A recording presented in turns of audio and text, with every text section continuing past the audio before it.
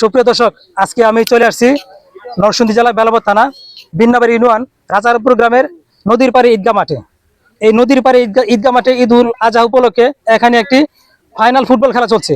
এই বলটি এই মাঠের জন্য সবসময় থাকবে। আজকে ফাইনাল খেলাকে কেন্দ্র করে এই মাঠে সবসময় থাকবে, যাতে ভালো বল খেলতে পারে, সমাজের ছেলেপেলে যেন ভালো থাকে, যুব সমাজ থেকে ভালো থাকে।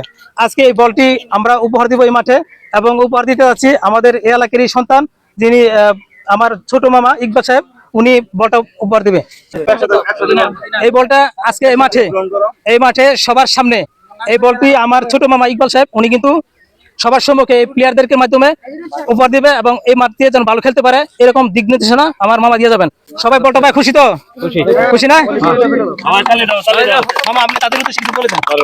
আসলে অত্যন্ত সুন্দর একটা উদ্যোগ আমার বাগিনা ইলিয়াস, আজকে যে সুন্দর একটা উদ্যোগ এবং কর্মব্যস্ততার মধ্যে সেখানে আইসা আমাদের এলাকার ছেলে যুবক সমাজের মধ্যে এই বলটা উপহার দিয়েছে। অত্যন্ত খুশি আমাদের রাধারামপুরবাসী এবং খেলোয়াড়, আজকে সকল খেলোয়াড়ের পক্ষ থেকে আমি অন্তঃস্থল থেকে তাকে মোবারকবাদ ও ধন্যবাদ জানাচ্ছি।